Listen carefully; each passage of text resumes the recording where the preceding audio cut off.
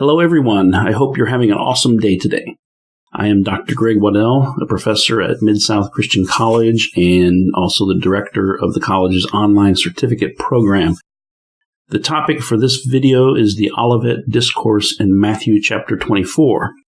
This passage is critical for understanding Jesus' teaching on end things. In this video, I will introduce the context of the discourse as well as some of its major themes.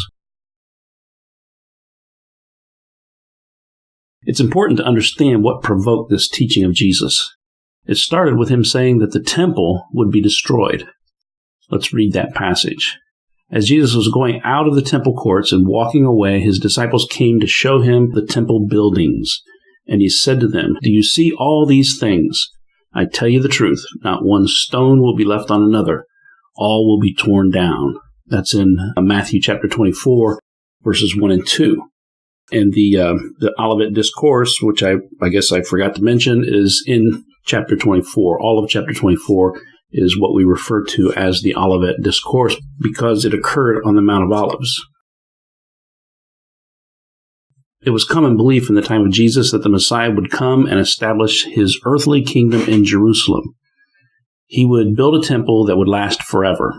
This belief was based on several passages in the Old Testament, such as Ezekiel chapter 37, verses 26 to 28. "I will make a covenant of peace with them," talking about Israel. "It shall be an everlasting covenant, and I will set them in their land and multiply them, and I will set my sanctuary in their midst forevermore. My dwelling place shall be with them, and I will be their God, and they shall be my people. Then the nations will know that I am the Lord who sanctifies Israel, when my sanctuary is in their midst forevermore." Now remember, the word sanctuary is also a reference to the temple.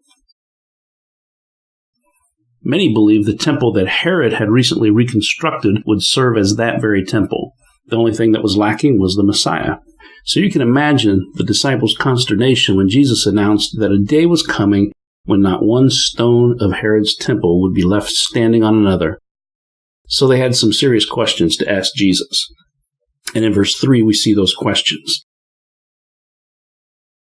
As he sat on the Mount of Olives, the disciples came to him privately, saying, "Tell us, when will all these things be? And what will be the sign of your coming and of the end of the age?" You see, from their perspective, the destruction of the temple could only mean one thing: the end of the world. But really, they were asking two questions. When would the temple be destroyed? And what would be the signs of the end of the age?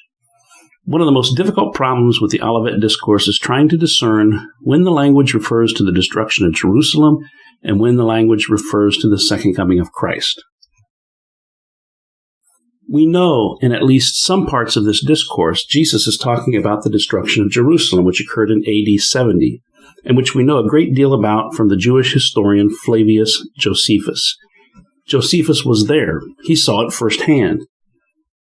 He writes, "When the Roman soldiers marched into the city, with their swords drawn, they killed anyone they encountered, without mercy. They set fire to the houses where the Jews tried to hide, and burned them alive. When they came to the houses to plunder them, they found entire families of dead men, and the upper rooms full of the corpses of those who had died of hunger during the siege. They were horrified by this sight and they left without touching anything. They had pity for those who were destroyed in that manner, but they had no pity for those that were still alive. They ran their swords through everyone they met, blocking the lanes with their dead bodies. The blood ran down the city streets in such volume that it quenched the fires of many of the houses.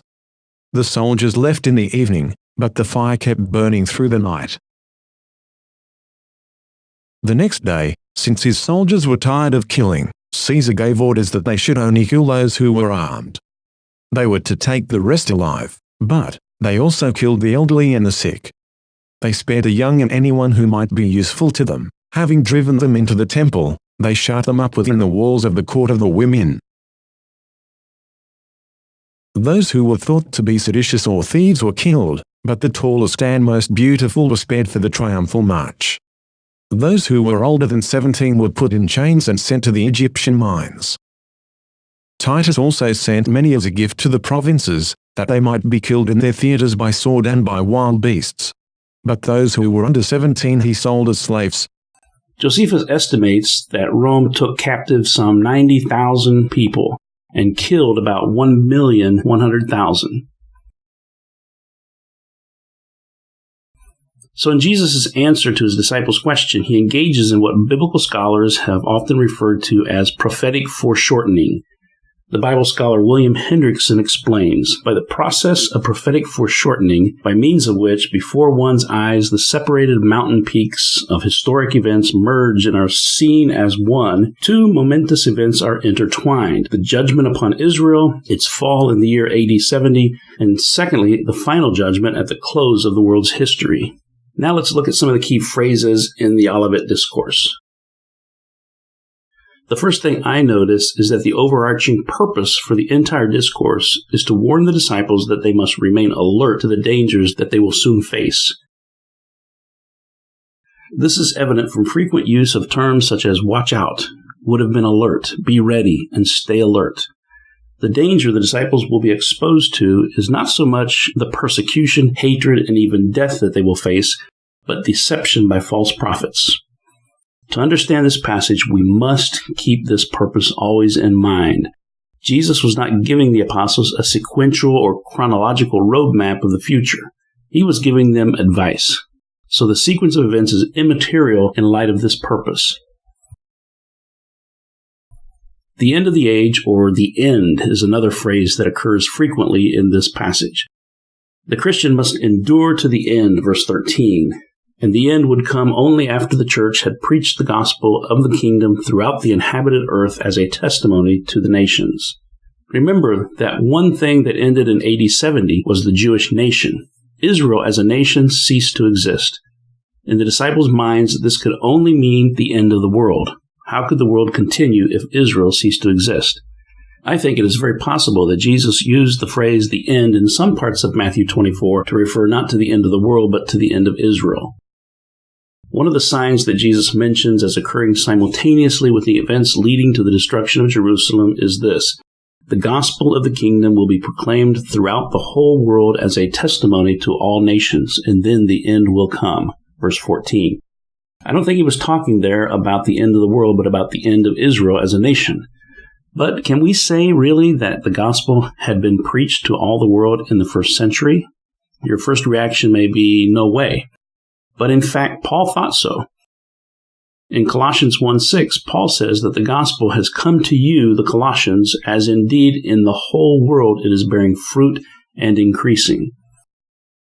And in Romans 1:8 he writes, I thank my God through Jesus Christ for all of you, because your faith is proclaimed in all the world. And in Romans chapter 10, verse 18, he writes, have they not heard? Indeed they have, for their voice has gone out to all the earth, and their words to the ends of the world.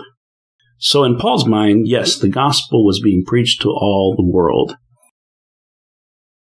Another set of contrasting phrases we should take note of here are these things and that day. These things refer to something closer to the experience of Jesus' disciples, and that day to something in a more distant future. Therefore, Jesus could say, this generation will not pass away until these things take place, verse 34. Then one verse later, he says, but concerning that day and hour, no one knows, not even the angels of heaven, nor the Son, but the Father only. This shows he had transitioned from the destruction of Jerusalem to the more distant events of the end of time. To whom was he referring when he said, this generation will not pass away until all these things take place? Many have tried to make this word generation refer to the entire period of Christian history between the ascension and his return, but this seems forced by theological presupposition rather than the natural meaning of the language. Weed and Marshall point out that the word genea in Greek means the same thing as our English word generation. It is used of the people living in a given period of time, and by extension it refers to that time itself. So it is clear that part of the Olivet Discourse was referring to things that would occur within the lifetime of those who heard it for the first time.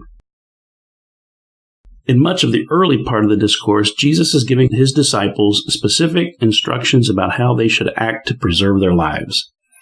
They are to flee to the mountains, verse 16. They are not to grab things from the house to take with them, verse 17.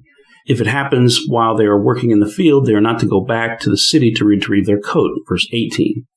They are to pray that their flight will not be in the winter, verse 20. This is language that belongs to an imminent threat, soon to occur in their lifetime. Compare this language with the latter part of the discourse that indicates a long delay in the coming of the Son of Man. Verse 36, as for that day and hour, no one knows, not even the angels of heaven. He will come on a day when people least expect him.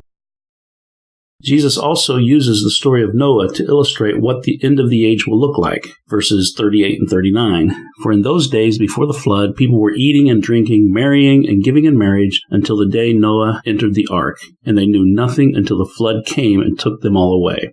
Unlike the previous language, with its wars and rumors of wars and clear signs of an imminent danger, Christ's coming will take place when life is going about normal. It will be just like in the days of Noah, verse 37. Now let's look at an outline of the entire discourse. First we have the opening in verses 1 and 2, which sets the context. Then we have a warning against the deception of false messiahs in verses 3 through 14. That's followed by practical instructions to the church during the period leading up to the destruction of the city in verses 15 through 38. We have a prophecy about the second coming in verses 29 to 31. And then a parable illustrating the need to stay vigilant in verses 32 to 35. Then there is further prophecy about the second coming in verses 36 through the end of the chapter. We will cover each of these sections in the remainder of this series.